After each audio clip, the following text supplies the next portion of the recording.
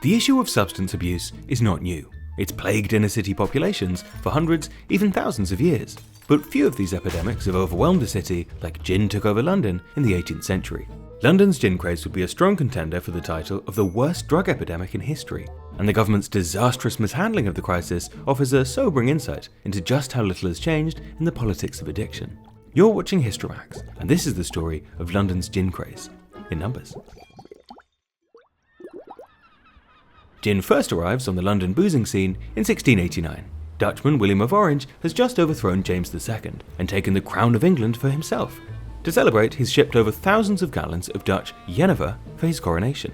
Jenever, mispronounced and abbreviated to gin, soon becomes the fashionable London tipple. But the craze starts to turn crazy when Britain embarks on yet another war with France, and travel and trade between the two nations grinds to a halt.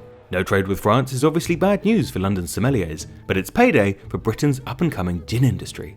Drinking gin comes to be seen in Britain as an expression of patriotism, and to further encourage this trend away from foreign imports, Parliament passes the Distilling Act in 1690, slashing taxes on spirits distilled from grain. In other words, gin. By 1700, gin is still a new and exciting tipple for Londoners, and about 1.2 million gallons are being consumed in the city each year. For context, there were about 600,000 Londoners at the time, so an adult Londoner is probably drinking about 2 or 3 gallons of gin a year. This might sound like a lot, but by the admittedly incredibly drunken standards of the day, it isn't really considered something worth worrying about. Not yet, at least. But by 1720, the consumption of this cheap gin has almost doubled to 2 million gallons a year. By 29, it's almost doubled again. Now, it's a problem. Sure, a gin craze might sound like fun, and it might be for the first weekend of it, but long term it's a disaster for the city, on so many levels, not least for public health. As a direct result of the gin craze, the birth rate in London has dropped below the death rate. And why? Well, the men can't get it up, and for the ladies' part, modern medicine now considers drinking gin by the gallon less than ideal during pregnancy. It's not long before gin has earned itself a new nickname, Mother's Ruin. Across London, babies are being born deformed or disabled as a result of their in utero boozing. 3 out of 4 gin-crazed children will die before the age of 5 years old.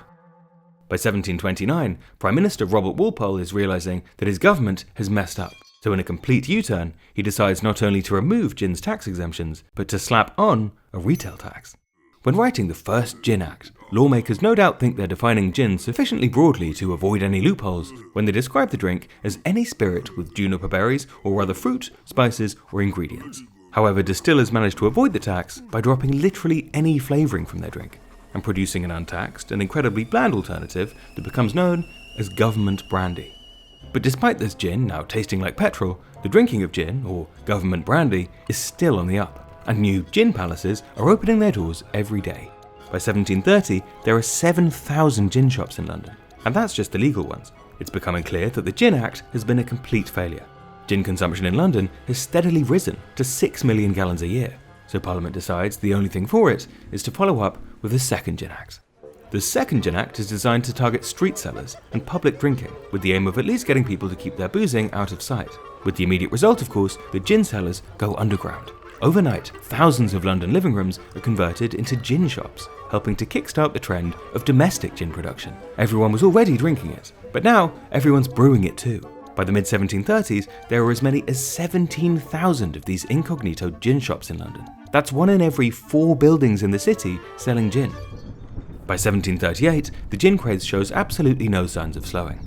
And having already taken quite a toll on Londoners' health, it's starting to affect their minds as well. Mother's Ruin, as it's now widely known, claims ever more victims. Perhaps the most infamous is the case of Judith Dufour, who strangles her own 2-year-old daughter in a field just outside London to strip her of her nice new petticoats, which she then sells for gin money. Public outrage over the case of Judith Dufour leads to 2 more Gin Acts, the 3rd and 4th, which are aimed at taking down the new incognito gin palaces in the unpoliced streets of the Old East End.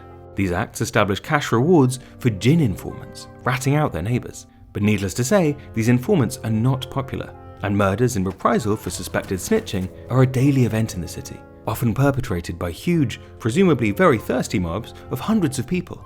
It's clear that none of these government acts are making a drop of difference. In 1734, consumption peaks.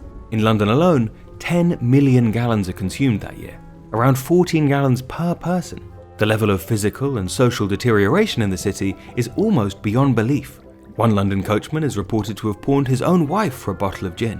One cattle herder drove a slightly harder bargain when he sold his 7-year-old daughter for a whole gallon. But the horror of the era is most famously captured by the artist and satirist William Hogarth in his famous etching, Gin Lane. At the centre of Hogarth's image, a drunken, syphilitic mother lets her baby fall from her arms into the distillery below. To her right, men and dogs wrestle over a bone of meat, while to her left, a young mother nurses her baby on gin.